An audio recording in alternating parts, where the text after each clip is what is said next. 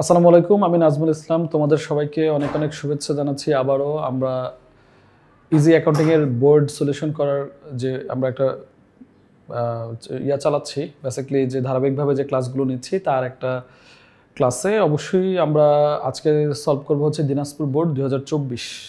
এবং এই অঙ্কগুলো যেমন পূর্বের অঙ্কের সাথেও তোমরা কম্পেয়ার করে দেখবা যে আমি তোমাদেরকে যথেষ্ট পরিমাণে ধীরে ধীরে এবং যথেষ্ট পরিমাণে সময় নিয়ে ভেঙে ভেঙে অঙ্কগুলো করাচ্ছি, যেহেতু এটা হচ্ছে লেনদেন অধ্যায়ের এবং বেসিক্যালি তোমাদের লেনদেন অধ্যায়টাই দিয়েই শুরু এবং এটাই হচ্ছে ভিত্তি।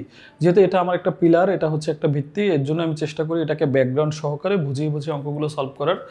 যদিও তোমরা হচ্ছে এই বোর্ডগুলো সলিউশন করো যখন তোমরা আসলে লেনদেনগুলো করে ফেলছো তখন, বাট আমি আমার মাথার মধ্যে আসলে এটা নেই না যে তুমি কি আগে এটা শিখে আসছো না না না না শিখে আসছো। আমি চেষ্টা করি যে অঙ্কগুলো যেন তোমার জন্য মানে যতটা ইজি করা যায় এবং একদম বেসিক থেকে, যে তুমি জিরো নলেজ তুমি এটা আবার নতুন করে শিখতেছো। তো আমরা শুরু করি। আমরা হচ্ছে করব দিনাজপুর বোর্ড 2024। আমার একটা পছন্দের বোর্ড, আমার ভালো লাগে। দিনাজপুর বোর্ডের কোশ্চেনগুলো খুব স্ট্যান্ডার্ড হয়। তো এইটা আমরা প্রথমে অঙ্কটা করার আগে আমি সবসময় তোমাদের যেমনটা বলি যে ভাই, অঙ্ক করার আগে অঙ্ক পড়া সবচেয়ে জরুরি। প্রপারলি তুমি যদি অঙ্কটা পড়ে নিতে পারো তোমার অনেক কিছু ইজি হয়ে যাবে এবং তোমার অঙ্কের 30% সলিউশন ওখান থেকেই বের হয়ে আসে। তো অঙ্কটা হচ্ছে ইলিয়াস হোসেন, একজন ব্যবসায়ী, 2023 সালের সেপ্টেম্বর মাসে নিম্নোক্ত ঘটনাগুলো সংঘটিত হয়। তার মানে হচ্ছে এটা তার একটা প্রতিষ্ঠান এবং এই ব্যবসায়ী হচ্ছে একজন ইলিয়াস। তিনি হচ্ছে গিয়ে তার এখানে ওই মাসে যে লেনদেনগুলো ঘটছে বা তার যে ঘটনাগুলো ঘটছে সেগুলো বলা আছে। ওকে, আমরা দেখলাম এখানে টোটাল আমাদের 6টা লেনদেন দেয়া আছে বা 6টা ঘটনা দেয়া আছে। এবং আমরা আগে আমাদের অ্যান্সারগুলো পড়ি, কোশ্চেনগুলো পড়ি, তাহলে অ্যান্সার আমাদের জন্য অনেক ইজি হবে। ক নম্বরে কি বলছে? লেনদেন নয়। তার মানে উপরে যে ঘটনা আছে সবগুলো লেনদেন হবে না, এটা আমরা বুঝতে পারছি। এগুলো ঘটনা দেয়া, এর মধ্যেই লেনদেন আছে, এর মধ্যেই ঘটনা আছে। আমরা এটা বের করে নিব। 20 সেপ্টেম্বর ইজি করে দিল, একটি চালান প্রস্তুত করো। তার মানে ডেট একদম উল্লেখ করে দিচ্ছে, কিন্তু এইটা উল্লেখ করে অনেক অঙ্কেই দেয় না। আমি তোমাদেরকে বারবার বলবো কেন আমরা চালান তৈরি করি, এটা আগে শিখে নেওয়া জরুরি। এবার কোন তারিখে করতেছি সেটা আমার জন্য জরুরি না। চালান তৈরি করা হয় সাধারণত ধারে পণ্যদ্রব্য ক্রয় বিক্রয়ের জন্য। চালান তৈরি করা হয় কেন? ধারে পণ্যদ্রব্য ক্রয় বিক্রয়ের জন্য চালান তৈরি করা হয়, সম্পত্তি ক্রয় বিক্রয়ের জন্য সাধারণত না। এইটা একটু তোমরা মনোযোগ দিয়ে শুনিও। ওকে, এরপরে বলছে ওই যে বিবরণী ছকে, যখনই এই বিবরণী ছকে বা বিস্তারিতভাবে প্রভাব দেখাও, হিসাব সমীকরণের প্রভাব দেখাও, অথবা তোমাকে বলে দিল এ সমান সমান এল প্লাস ই, ভাই ওর জীবনের উদ্দেশ্য এইটাই, এ সমান সমান এল প্লাস ই আমাকে প্রমাণ করে দেখাইতে হবে যে এই ঘটনাগুলো ঘটছে। সেখানে আমরা যে সমীকরণটা শিখছি এ সমান সমান এল প্লাস ই, এই সমীকরণ আমাকে প্রমাণ করে দেখাইতে হবে। তার মানে অঙ্কের প্যাটার্ন কাইন্ড অফ এমনই। ওকে, আমরা এবার একটু লেনদেনগুলো পড়ি, দেখি তারা কি বলছে। লেনদেনগুলো জাস্ট আমাদের সুবিধার জন্য খুব দ্রুত পড়ে যাব। সেপ্টেম্বর মাসের 1 তারিখে ইলিয়াস গাজীপুরে নগদ 2 লাখ টাকা এবং 50,000 টাকা ঋণ নিয়ে ইলিয়াস ট্রেডার্স নামে ব্যবসা শুরু করেন। জনাব রহিমকে মাসিক 25,000 টাকা বেতনে তার ম্যানেজার নিয়োগ করেন। পণ্য বিক্রয় করেন হচ্ছে 25,000 টাকার, ফাইল ক্যাবিনেট ক্রয় করেন হচ্ছে গিয়ে তোমার 25,000 টাকার। সাভারে আরাফাতের নিকট 10% কারবারি বাট্টায়, কার? আরাফাতের নিকট, প্রতিটি 3,000 টাকা দরে 70টি শাড়ি বিক্রয় করেন। চালান নাম 220। এরপরে বলা আছে কি বলা আছে?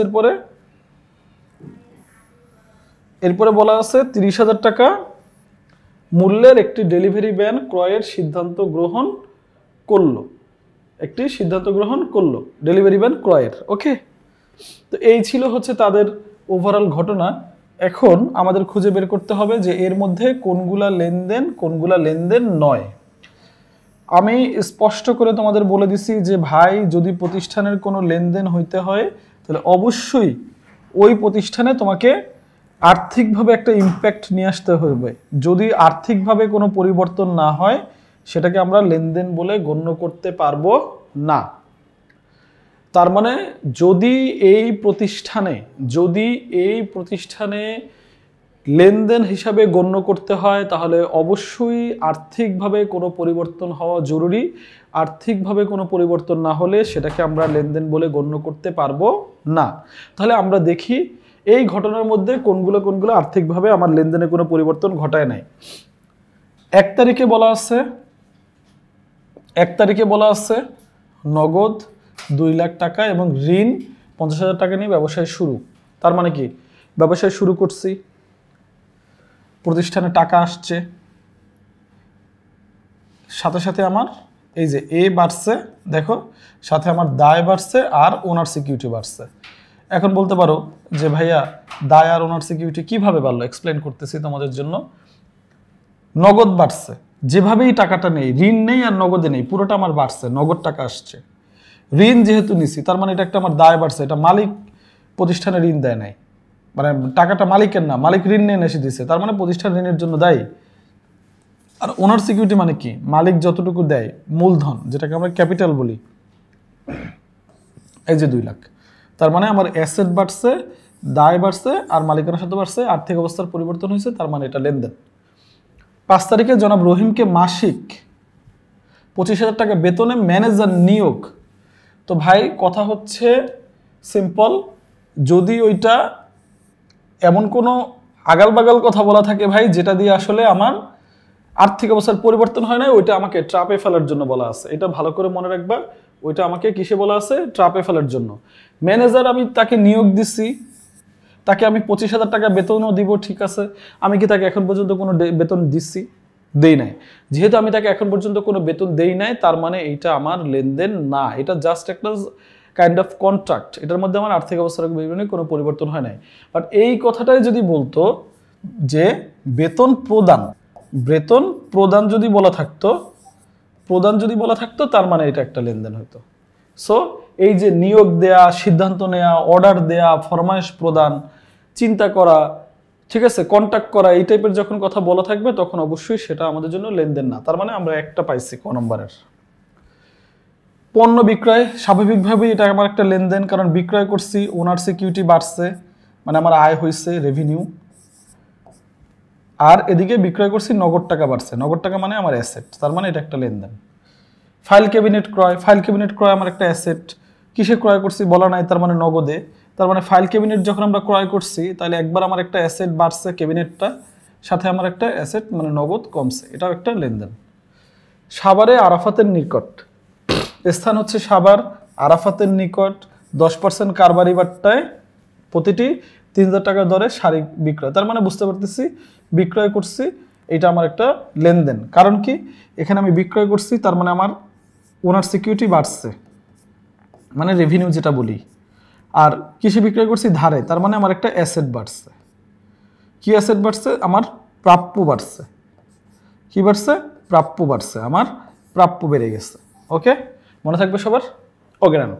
এবার আসো সেপ্টেম্বর 25-এ 30,000 টাকা মূল্য বুঝলাম, 30,000 ডেলিভারি ভ্যান ক্রয়। যদি এই পর্যন্ত থাকতো যে ক্রয়, তাহলে কিন্তু এটা একটা লেনদেন। কারণ কি, আমি একটা ডেলিভারি ভ্যান পাইছি, সাথে আমি আবার 40,000 টাকা কি করলাম ভাই, বা 30,000 টাকা খরচ করে ফেললাম, মানে আমার অ্যাসেট একবার বাড়ছে একবার কমছে। বাট এই যে তোমার এই যে গেম খেল দিছে, সিদ্ধান্ত নেওয়া হয়েছে, গৃহীত করা হলো, ফরমাইশ দেওয়া হলো, অর্ডার দেওয়া হলো, সাইট ভিজিট করা হলো, এইগুলো ভাই ট্রাপ। এইগুলো থাকলে যেটায় পূর্ণ লেনদেন হয় না, মানে পূর্ণ কোনো ঘটনা ঘটে নাই, সেটা আমাদের জন্য লেনদেন না। তার মানে আমরা ক নম্বরের অ্যান্সার পেয়ে গেছি। তাহলে আমরা একটু দেখি তো ক নম্বরের অ্যান্সার আমাদের সাথে মিলে কিনা। দেখো ক নম্বরের অ্যান্সার আমাদের সাথে মিলে। সেপ্টেম্বর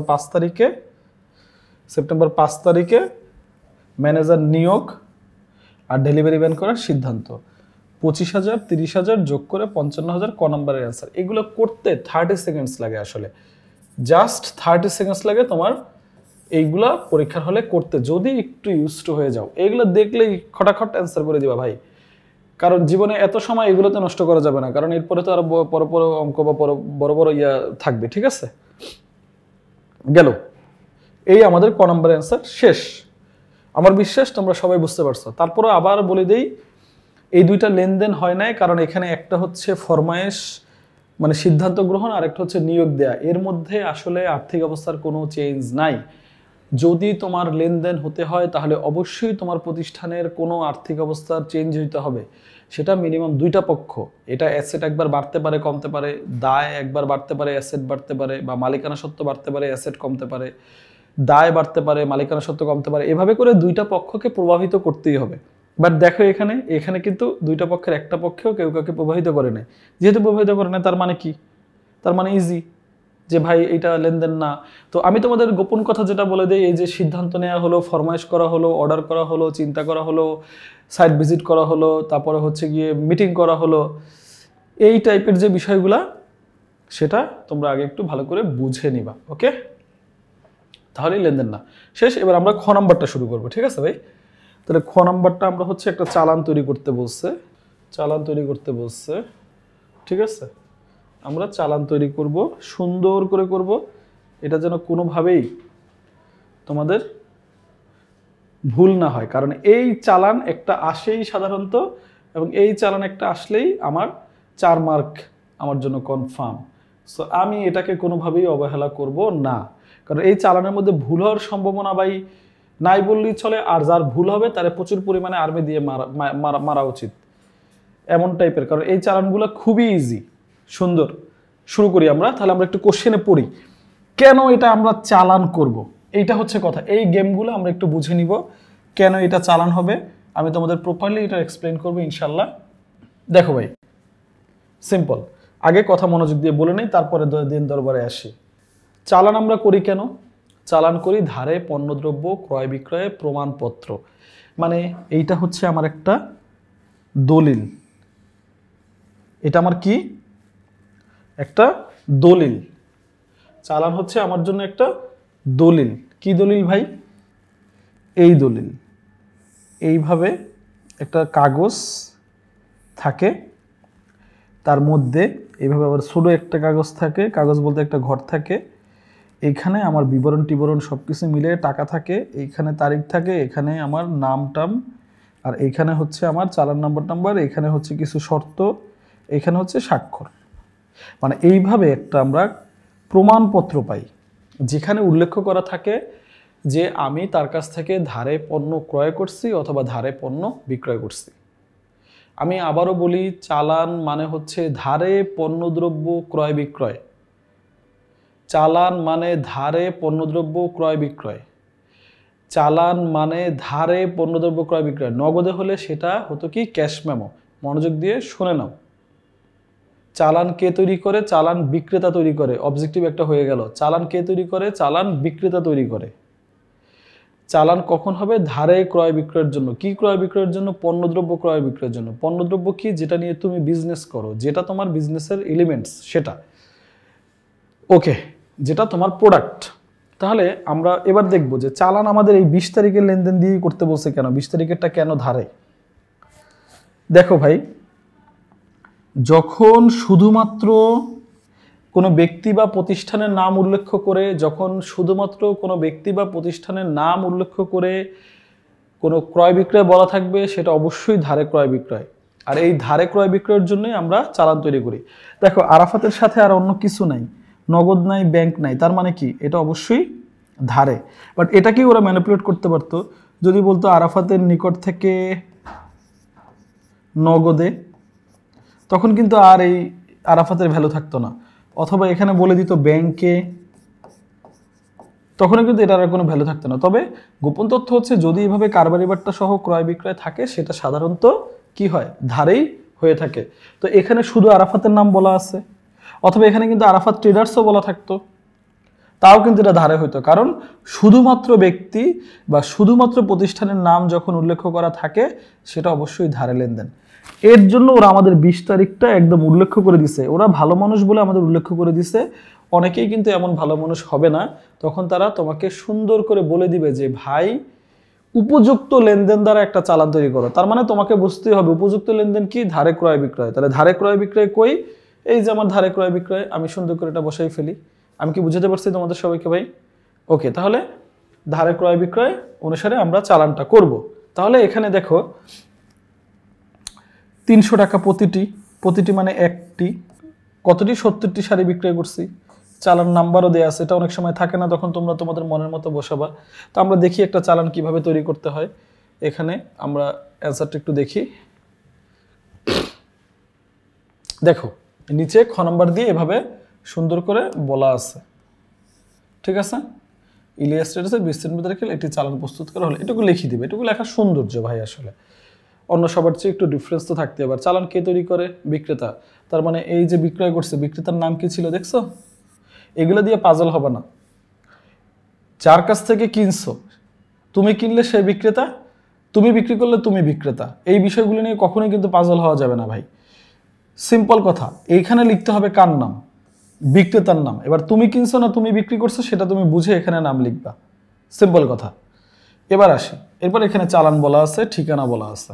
এটা কি বুঝতে পারছো সবাই? আমি আবারও বলি, এইখানে বিক্রেতার নাম থাকবে। এখন তুমি বিক্রেতা হলে তুমি বিক্রেতা, তুমি ক্রেতা হলে তুমি ক্রেতা, সেটা তোমার বিষয়, বাট এখানে নাম থাকবে হচ্ছে বিক্রেতার। এইটা খেয়াল করবা যে কিনছো না বিক্রি করছো, বাট নাম থাকবে এখানে বিক্রেতার, সেটা যাই হোক। এবার আসি গ্যাপ, এই যে তারিখ সুন্দর করে তুলে দিব। এবার আসি এই পাশে চালান নাম বলা ছিল, ক্রেতার নাম কি ছিল? আরাফাত। কারণ কি? আরাফাতের নিকট বিক্রয় করছো। কে বিক্রয় করছে? তুমি, এর জন্য তোমার নামে হেনে ভাই। আর এটা কে? আরাফাত কে? আরাফাত কিনছে। যদি এমন হতো তুমি আরাফাতের কাছ থেকে কিনছো, তাহলে এইখানে নাম হইতো আরাফাত, এইখানে সাবার, এখানে চালান, আর তোমার নাম হইতো এখানে। এই গ্যাপটুকু বুঝতে হবে। পরীক্ষা ওই যে করে আসছি ভাই, পুরো অ্যান্সার করে আসছি 100%, আমাকে কে ঠেকায়? পরে দেখা যায় ভাই তুমি 80 অ্যান্সার দিয়ে পাইছো 40, কারণ তুমি তো এই ভুলগুলো করে আসছো। এগুলো করে আসা যাবে না ভাই। পরীক্ষা দেয়াটা একটা পরীক্ষা, আসলে শুধু পরীক্ষায় লেখা পরীক্ষা না, এটা মনে রাখো। ওই সময় স্ট্রেস ম্যানেজমেন্ট, ওই সময় খুঁটিনাটি যে ভুলগুলো, এগুলোই আসলে ডিসাইড করে যে কারা আগে পৌঁছাবে। এইগুলো বারবার করে খেয়াল রাখবার, লাগলে নোট ডাউন করে রাখবা নিজের মতো করে, সুন্দর করে ছোট ছোট করে, যে এইটা এখানে, এটা এভাবে এইভাবে করে নোট ডাউন করে লিখে রাখবা যে উনি বিক্রেতা, কারণ কি উনি বিক্রি করছে, বা এখানে বিক্রেতার নাম লিখতে হবে। একটা করা মানেই তো আলটিমেটলি সবই করা, তাই না? গেল। এবার আসি ওই যে কমন কথা, স্বাক্ষর কে করবে? বিক্রেতা। স্বাক্ষর একটা দিয়ে দিলাম, নাজমুল ইসলাম, NAZMUL, নাজমুল একটা দিয়ে দিলাম, ঠিক আছে, যেভাবে আমি আসলে লিখি, ঠিক আছে। ওকে, নাজমুল ইসলাম গেল। এবার সিগনেচার তোমার পছন্দ মতো তুমি তোমারটা দিয়ে দাও ভাই। এরপরে এখানে কয়টা লেনদেন থাকবে? ক্রমিক নং, এটা আসে। তার আগে নিচের কথাগুলো বলি। এই সারা জীবন এই তিনটা সেম। এক হচ্ছে টাকা, সুন্দর করে কথায়। দুই হচ্ছে যদি কোনো শর্ত থাকে, এই শর্তটা আমি আলোচনা করতে চাচ্ছি, দেখি সুযোগ করে এটা আলোচনা করে দিব। দেন হচ্ছে বিশেষ দ্রষ্টাব্দ, ভুল ত্রুটি সংশোধনযোগ্য, কারণ ম্যান ইজ মর্টাল, তাই না? মানুষ মাত্রই মরণশীল। তো এই যে আছে, এইগুলা যে তোমার ভুল, এই যে ম্যান ইজ মর্টাল মানে আবার মানুষ মাত্রই ভুল বলো না ভাই। এখানে সুন্দর করে এই বাংলায় লিখে দিবা ভুল ত্রুটি সংশোধনযোগ্য। তুমিও সেফ থাকলা, সেও সেফ থাকলো, যার যেটা ভুল তারপর লিখবা ভাই এখানে তো লেখাই ছিল। এই তিনটা কথা কমন, এগুলো সাজিয়ে নাও। এইগুলো আমাদের গুছানো শেষ। এবার এই মাঝখানের কাজ, মাঝখানের কাজটা একদম স্পষ্ট করে দেখাবো।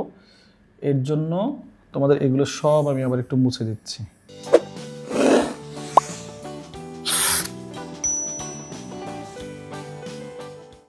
দেখো ভাই, এবার আসি, এই যে মাঝখানের এই কাজটা, এটা 5টা ঘর হয়, সাধারণত 5টা ঘর হয়। কারণ কি? অনেক অঙ্কে এইগুলো উল্লেখ থাকে, অনেক অঙ্কে থাকে না, অনেক অঙ্কে থোক্কাভাবে একদম পুরো 2,10,000 বলা থাকে। তো ওটা কোনো সমস্যা না, তুমি এইটা মনে রেখে নাও যেটা 5টা ঘর হয়। এখানে কিছু নাই, এখানে কিছু বসবে না, শেষ। 1 নম্বর হচ্ছে ক্রমিক নং, 2 নম্বর হচ্ছে বিবরণ, 3 নম্বর হচ্ছে দর টাকা, 4 নম্বর হচ্ছে পরিমাণ, 5 নম্বর হচ্ছে মোট টাকা। এটাকে আসলে বলে মোট টাকা। এটা হচ্ছে ক্রমিক নং। মালের বিবরণ মানে কি মাল কিনছো বা কার কাছ থেকে, এটা হচ্ছে প্রত্যেকটা কত করে কিনছো আর কতগুলা কিনছো, পরিমাণ। ডান, শেষ। আমরা শাড়ি বিক্রয় করছি, কিনছো বা বিক্রয় করছো যাই হোক, এটা আমরা বিক্রয় করছি। কতগুলা বিক্রয় করছি? 3,000 টাকা দর। দর কতগুলো? 70, গুণ করে হয় 2,10,000 টাকা। 3 7 21, তার মানে 370, 2,10,000 টাকা। কারবারি বাট্টা, এই যে কেনার সময় তাকে আমার বাট্টা দেওয়া লাগছে 10%, সাথে সাথে ছাড়, যে ভাই তোর এটা মাফ। কারবারি মানে পণ্যদ্রব্য কেনা বেচার সময় যে বাট্টাটা ছাড় দেওয়া হয় তাকে কারবারি বাট্টা বলে। কারবারি বাট্টা কখনো অন্তর্ভুক্ত হয় না, কারবারি বাট্টা সবসময় বাদ যায়। আর নগদ বাট্টা হচ্ছে টাকা আদান প্রদান করার সময় যে ছাড় হয়, মানে ধারের টাকা আদান প্রদান করার সময় যে ছাড়, তখন হচ্ছে নগদ বাট্টা। তো এই যে আমার কারবারি বাট্টা, এটা আমাকে ছাড় দিতে বাধ্য, আমি কারবারি বাট্টা বাদ দিয়ে দিলাম। কত পার্সেন্ট? 10%। কেমনে? 2,10,000 হয়েছে আমার, তার সাথে 10% সমান হচ্ছে 21,000। এই 21,000 টাকা আমি বাদ দিয়ে দিব, সে আমাকে পরিশোধ করবে হচ্ছে 1,79,000 টাকা। দেখো এখানে 1,89,000 টাকা সুন্দর করে বলা আছে। এই হচ্ছে আমার চালান। এখন আর একটু বাড়তি কথা বলে রাখি, এইখানে অনেক সময় কিন্তু অন্যান্য কিছু খরচ থাকে, যেমন হচ্ছে অন্যান্য খরচের মধ্যে তোমার এখানে আছে পরিবহন খরচ, প্যাকিং খরচ, এই টাইপের একদম বিশেষ জড়িত যে লেনদেনগুলো সেগুলো কিন্তু এখানে থাকে। সো এটা নিয়ে তোমার কনসার্ন হতে হবে। যদি ওই ব্যয়গুলো থাকে সেটা কারবারি বাট্টার পরে যোগ করতে হয়, কারবারি বাট্টার আগে অন্য কোনো ব্যয় যোগ হবে না। অন্য কোনো ব্যয় মানে প্যাকিং খরচ বা পরিবহন খরচ যদি থাকে সেটা কারবারি বাট্টার পরে যোগ করে দেন এখানে বসাইতে হবে। তাহলে আমি তোমার জন্য আরেকবার ধীরে ধীরে বলে শেষ করে দিই। এটা চালান তৈরি করতে গেলে প্রথমে আমরা পণ্য ধারে ক্রয় বিক্রয় কিনা সেটা ফাইন্ড আউট করে নিব। ধারে ক্রয় বিক্রয় হলেই চালান হবে অথবা হবে না। এরপরে আমরা কি করব ভাই?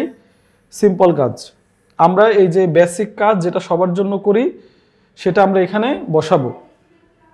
বিক্রেতার নাম, ঠিকানা, বিক্রেতার নাম হবে এখানে, এটা সবসময় মনে রাখো। এখানে চালান নাম্বার, ক্রেতার নাম, এগুলো যা আছে সব কমন করে ফেলবো। দেন আমরা এই যে আমাদের বিক্রয়ের পরিমাণটা বসাবো।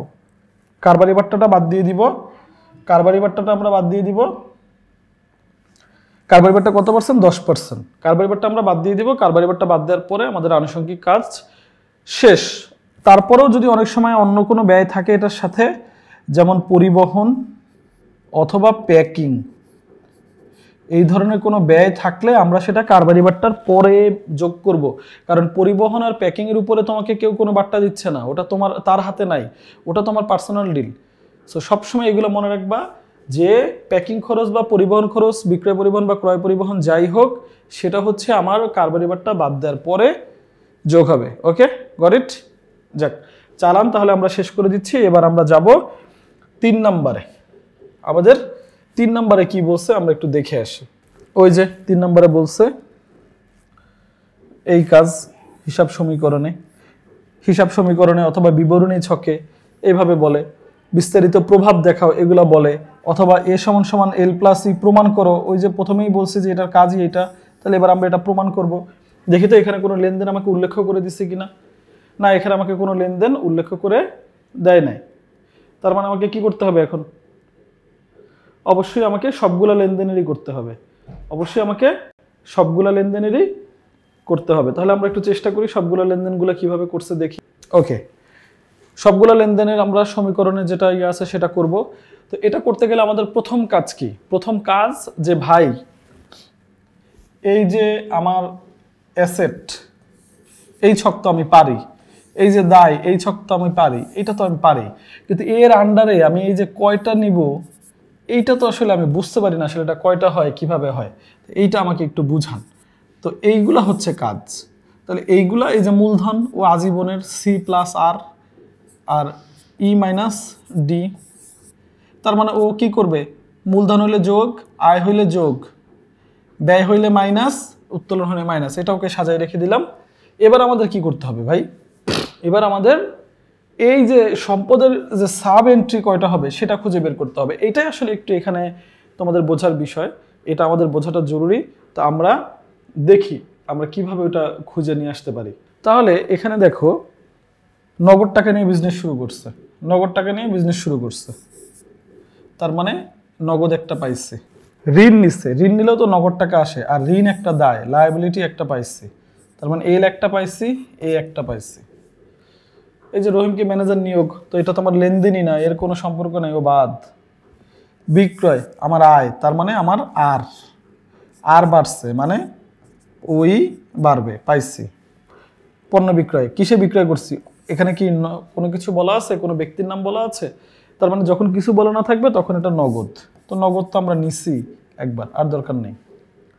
ফাইল ক্যাবিনেট, এইটা আমার একটা অ্যাসেট। কি অ্যাসেট? Fixed asset. এটা হচ্ছে আমার একটা ফিক্সড অ্যাসেট, তার মানে দুইটা পাইলাম। আর এটা ক্রয় করতে কি গেছে? নগদ গেছে, তো নগদ তো নিছেই, দরকার নেই। তাহলে এইটা হচ্ছে আমার আরেকটা অ্যাসেট বললো, তাহলে অ্যাসেট দুইটা হয়ে দাঁড়াইলো। ঠিক আছে না? ঠিক নেই? ঠিক আছে। এবার আসি সাভারের আরাফাতের নিকট ওই যে ধারে কি করছি? বিক্রয় করছি। তাহলে ধারে বিক্রয়ের কার সম্পর্ক? আমি কিন্তু তোমাদের সুন্দর করে বলে দিছি, ধারে বিক্রয় হচ্ছে দেবী। দেবী মানে কি? দেনাদার আর বিক্রয়। এটাকে আমরা সুন্দর করে এখন বলি প্রাপ্য। প্রাপ্য মানে কি? অ্যাসেট। মনে রাখবা, প্রাপ্য হিসাব তো সবসময় তোমার জন্য একটা চলতি সম্পদ। যার কাছে তুমি টাকা পাবা, যার কাছে তুমি টাকা পাবা সেটা হচ্ছে তোমার একটা চলতি সম্পদ। যার কাছে তুমি টাকা পাবা সেটা হচ্ছে তোমার একটা চলতি সম্পদ। প্রাপ্য মানে আমি পাবো, আমার অধিকার। তাহলে এটা আমার অধিকার কিভাবে? এটা হচ্ছে আমি তোমার কাছে যেহেতু বিক্রয় করছি, এটা আমার একটা অধিকার, আমাকে এই টাকা দিয়ে দাও ভাই, আমি তোমার কাছে পাই। এটা মনোযোগ দিয়ে শোনো আমার ভাই এবং আমার বোন। সেটা হচ্ছে প্রাপ্য আমার জন্য একটা সম্পদ, প্রদেয় আমার জন্য একটা দায়। ক্রয়ের সাথে প্রাপ্যর বিক্রয়ের সাথে প্রাপ্যর সম্পর্ক, ক্রয়ের সাথে পাওনাদারের সম্পর্ক। এর জন্য আমি তোমাদের বলি দেবী, বিক্রয়ের সাথে দেনাদার বা প্রাপ্য সম্পর্ক। আর এখানে ওই যে কয় পা, দেবীর কয় পা মানে হচ্ছে ক্রয়ের সাথে পাওনাদারের সম্পর্ক। শেষ, সারা জীবনের জন্য মনে রেখে নাও। এরপরে আমরা তাহলে এখানে আমরা একটা প্রাপ্য পাইছি, তার মানে আমাদের অ্যাসেট তিনটা হয়ে গেছে এখন। যেহেতু এখানে একটা বিক্রয় একটা প্রাপ্য পাইছি, তার মানে এখানে আমাদের প্রাপ্য মানে অ্যাসেট এখন কয়টা হইলো? তিনটা। তার মানে অ্যাসেটের ঘরে আমরা তিনটা ঘর লিখবো। আর এখানে বিক্রয় মানে ওই, তো সেটা তো আমরা বুঝেই গেছি। এবার ডেলিভারি ভ্যান ক্রয়ের সিদ্ধান্ত, যে ভাই ভ্যান আমার ক্রয়ের সিদ্ধান্ত হয়েছে, এটা আমার লেনদেন না, এ ক্লোজ, শেষ। এবার আমাদের কি করতে হবে? এগুলো ইমপ্লিমেশনগুলো আমরা একটু দেখি আমাদের অ্যান্সারে। তাহলে প্রথমে কি ছিল ভাই? দেখো, ঋণ নিচ্ছে, তো ওইখানে কিন্তু ব্যাংক ঋণ বলা নাই, এর জন্য এখানে তুমি ব্যাংক হিসাব লেখো নাই। মালিক 2 লাখ টাকা দিচ্ছে আর ঋণ করে সে দিছে 50,000। তাহলে মালিক দিছে কত আলটিমেটলি নগদে? মালিক আলটিমেটলি নগদে দিছে হচ্ছে 2,50,000। মালিক আলটিমেটলি নগদে দিছে হচ্ছে 2,50,000। ঋণ সে করে দিছে, ঠিক আছে, ওই ঋণটা ব্যবসায়ী পরিশোধ করবে, বাট নগদে আসছে 2,50,000, ঋণের ঘরে আসছে 50, আর মালিকের ব্যক্তিগত হচ্ছে 2 লাখ। তাহলে আমরা এখানে লিখতে পারতাম, এটা তো জায়গা নাই এর জন্য, আসলে এইভাবে লেখা যেত যে ঋণ সহ মূলধন আনয়ন। তাহলে এটা আরেকটু মানে ইয়া হতো, বাট এত প্যারায় যায়ও না ভাই, এই মন্তব্যটা জাস্ট লিখে দিবা, এটা নিয়ে এত জটিলতা যাওয়ার দরকার নেই। বাট ক্লারিফাইয়ের জন্য বলি, মালিক নিজে দিছে 2 লাখ, এর জন্য নগদে 2 লাখ আর তার 2 লাখ মূলধন। ঋণেরটা ঋণ, যেহেতু ঋণ আমার দায়ের ঘরে, আর এখানে ঋণের টাকাটা নগদে যোগ হয়ে গেছে, সিম্পল। তাহলে 2.5 লাখ এখানে আমার অ্যাসেট, মালিকানা সত্ত্বার দায় মিলেও আমার 2.5 লাখ আছে। এরপরে 25,000 টাকায় হচ্ছে আমরা কি করছি? পণ্য বিক্রয় করছি। 25,000 টাকা আমরা কি করছি? পণ্য বিক্রয় করছি। তাহলে আমরা 25,000 টাকার পণ্য বিক্রয় করছি, যে কার কাছ থেকে বিক্রয় করছি? দেখি তো 10 সেপ্টেম্বর তারা কি বলতে চায়। সেপ্টেম্বর 10, এই যে আমরা পণ্য বিক্রয় করছি, তার মানে এটা আমরা নগদে বিক্রয় করছি। এটা কিসে বিক্রয় করছি? নগদে বিক্রয় করছি। এটা আমরা নগদে বিক্রয় করছি। তাহলে পণ্য বিক্রয় যদি আমরা নগদে করি, নগদে করলে কি হয়? সবার আগে দেখো, নগদে করলে নগদ বাড়ে, নগদে করলে নগদ বাড়ে, নগদ মানে অ্যাসেট বাড়ছে। বিক্রয় করলে কি হয়? আয় হয়। বিক্রয় করলে কি হয়? আয় হয়। আয় মানে কি? আর হইলে কি হয়? আর সমান সমান ওই প্লাস, এই যে এখানে সুন্দর করে লেখা আছে না, সি প্লাস আর মাইনাস ই মাইনাস টি, শেষ। এবার আসি, তাহলে আমার একবার অ্যাসেট বাড়ছে, আমার একবার কি বাড়ছে? মালিকানা সত্ত্ব বাড়ছে, ডান। এরপরে কি বলছে? এরপরে আমাদের 15 সেপ্টেম্বর কি ছিল? 15 সেপ্টেম্বর আমাদের একটা ক্যাবিনেট ক্রয় করছি আমরা। এটাকে আমরা অফিস সরঞ্জামও লিখতে পারতাম, যেহেতু ক্যাবিনেট আসলে অফিসে ইউজ করা হয়। তারপর এটা আসবাবপত্রের মধ্যে দিলেও কোনো সমস্যা নাই, এটা অফিস সরঞ্জাম ক্যাবিনেট তুমি যেটা দাও। ইভেন তোমার যদি ক্যাবিনেট মনে হয় তুমি ক্যাবিনেটও দিতে পারো, এটা কোনো বড় ইস্যু হয় না। এক এক প্রতিষ্ঠান এক একভাবে সম্পত্তির নাম লেখে।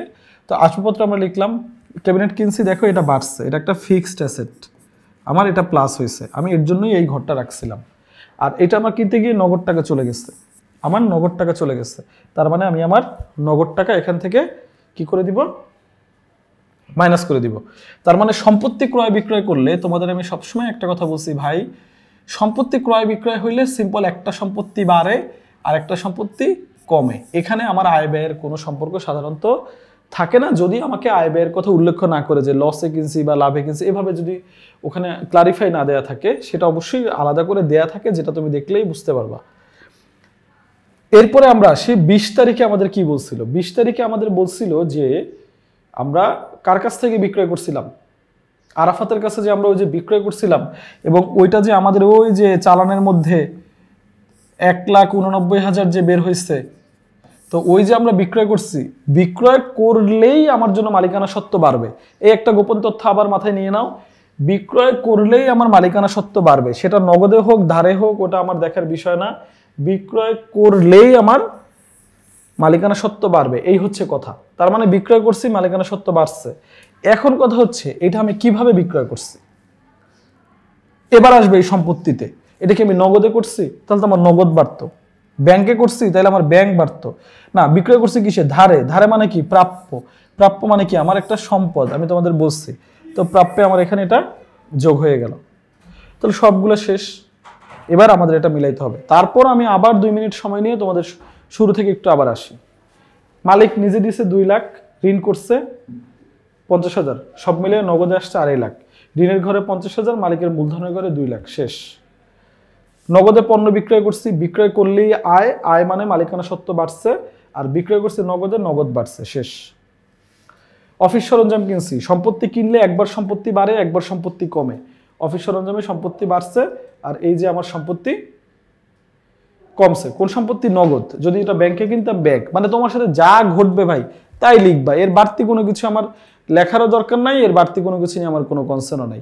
আমার সাথে যা ঘটছে আমি তাই বোঝাচ্ছি, তাই বসাচ্ছি, ডান।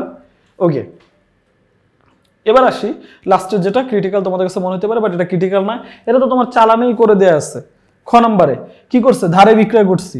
ওই যে বলছি না ভাই, বিক্রয় তুমি ধারে করো আর নগদে করো কোনো বিষয় না, বিক্রয় করলে পণ্যদ্রব্য মালিকানা সত্ত্ব বাড়বে, বাড়াইলাম। কিসে বিক্রয় করছি দেখি, নগদে না অন্য কিছুতে, প্রাপ্য, তাহলে প্রাপ্যর ঘরে বসাই দিলাম। এখন আমার এই দুইটা মিলতে হবে। তাহলে দেখি যে অ্যাসেট কি হয়, প্লাস মাইনাস করে এখানে 2.5 লাখ, এখানে আসবত্র 50,000, আর এখানে হচ্ছে তোমার 1,89,000, সবকিছু যোগ করে হয় কত, 4,64,000। এইখানে দেখি, এখানে হয় 50,000 আর এখানে আসছে 4,14,000, তার মানে 4,64,000। তাহলে তোমার এখানে ভালো করে প্রমাণ হয়েছে যে ভাই আমার এ যা, আমার এইটা মিলাইয়াও তাই আছে, তার মানে আমার এটা অঙ্ক মিলে গেছে। যদি এটা না মিলে তাহলে তোমার অঙ্কে কোনো প্রবলেম আছে, কোথাও তুমি ভুল করে বসাইছো। সো এগুলো নিয়ে আসলে কনফিউজ থাকা যাবে না, জাস্ট ধীরে ধীরে এই অঙ্ক করার সময় প্রত্যেক লেনদেন পড়বা, শুধু ইম্প্যাক্ট ফেলবে কোথায় কি এইটা চিন্তা করবা। আর এই যে সম্পদের সাবহেডিংগুলো কি হবে বা দায়ের সাবহেডিংগুলো হবে, শুরু থেকে এটা বুঝে যাবা।